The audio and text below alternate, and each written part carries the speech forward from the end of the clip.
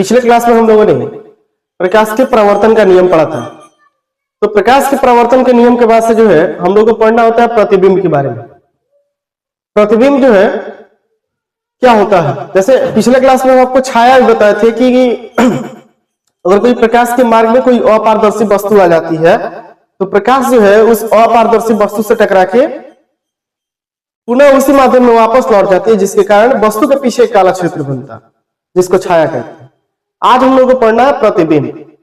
तो प्रतिबिंब का डिफिनेशन कहता है कि किसी बिंदु स्रोत से आती हुई प्रकाश की किरणें परावर्तन या फिर अपवर्तन, अपवर्तन हम लोग जस्ट इसके बाद पढ़ेंगे। तो कहता है इसका डिफिनेशन कि किसी बिंदु स्रोत से आती हुई प्रकाश की किरणें परावर्तन या अपवर्तन के बाद जिस बिंदु पर काटती है या फिर काटती हुई प्रतीत होती है वह बिंदु उस वस्तु का प्रतिबिंब कहलाता है।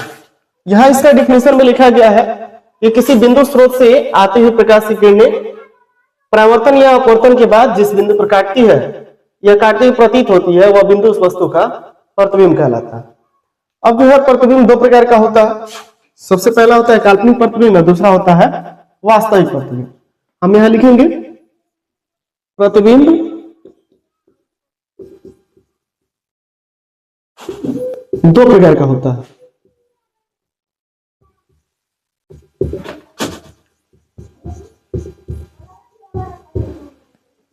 सबसे पहला होगा वास्तविक प्रतिबिंब, वास्तविक प्रतिबिंब इसी को इंग्लिश में बोला जाता है रियल इमेज। वास्तविक प्रतिबिंब रियल इमेज। और होता है काल्पनिक प्रतिबिंब, काल्पनिक, इसी का एक और नाम होता है आभासी। काल्पनिक कहिए या फिर आभासी कहिए, एक ही होता है काल्पनिक प्रतिबिंब या फिर आभासी प्रतिबिंब।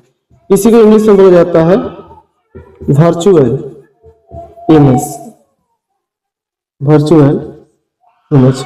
काल्पनिक प्रतिबिंब और वास्तविक प्रतिबिंब।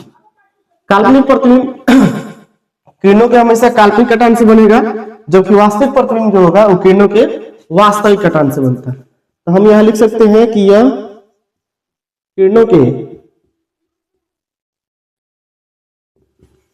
वास्तविक कटान से बनता है, वास्तविक कटान से बनता है।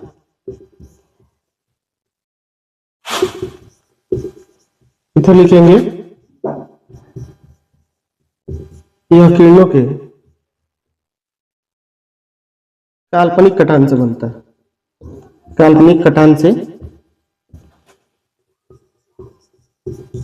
बनता है।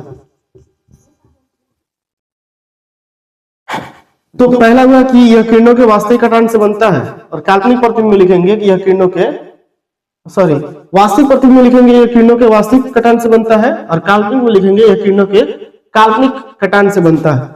और लिखे तो वास्तविक प्रतिबिंब जो है हमेशा उल्टा होता है। लिख लेते हैं यहाँ पे वास्तविक प्रतिबिंब, वास्तविक प्रतिबिंब हमेशा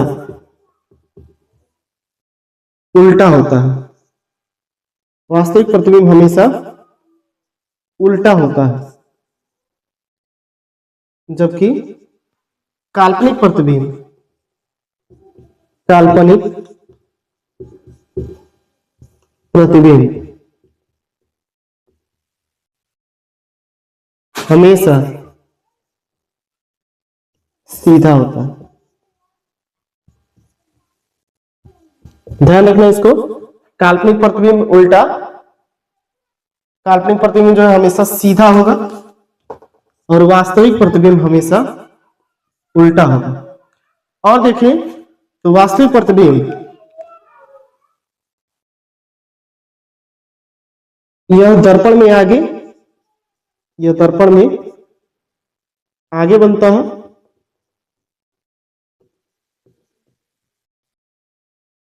तथा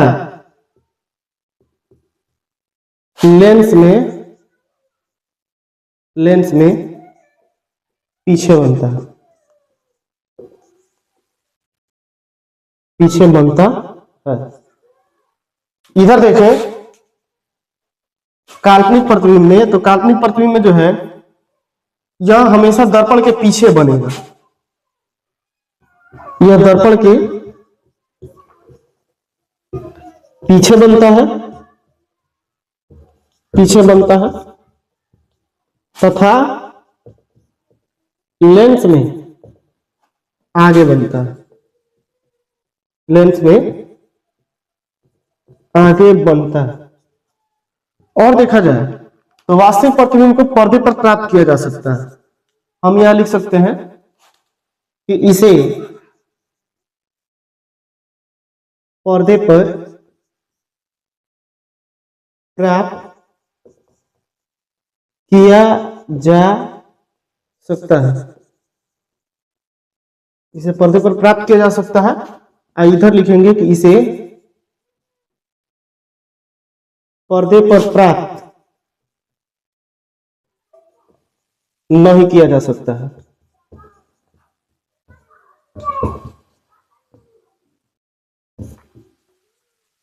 तो ये रहा वास्तविक प्रतिबिंब और काल्पनिक प्रतिबिंब। एक बार रिकॉल करते हैं इसको।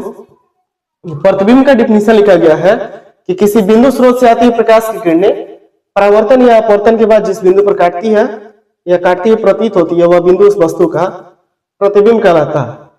प्रतिबिंब जो है दो प्रकार का होता है, एक वास्तविक प्रतिबिंब है, दूसरा होता है काल्पनिक प्रतिबिंब। वास्तविक प्रतिबिंब है जो है यह किरणों के वास्तविक कटान से बनता है, जबकि काल्पनिक प्रतिबिंब किरणों के काल्पनिक कटान से बनता है। वास्तविक प्रतिबिंब हमेशा उल्टा होता है, जबकि काल्पनिक प्रतिबिंब हमेशा सीधा होता है। तीसरा इसमें कि यह दर्पण में आगे बनता है तथा लेंस में पीछे बनता है। इधर लिखा गया है कि दर्पण में पीछे तथा लेंस में आगे बनता है। इसके बाद लिखा गया है कि इसे पर्दे पर प्राप्त किया जा सकता है और इसको जो है मतलब काल्पनिक प्रतिबिंब को पर्दे पर प्राप्त नहीं किया जा सकता। तो ये रहा प्रतिबिंब और प्रतिबिंब का प्रकार, वास्तविक प्रतिबिंब और काल्पनिक प्रतिबिंब। आप लोग इसका स्क्रीनशॉट ले लीजिए।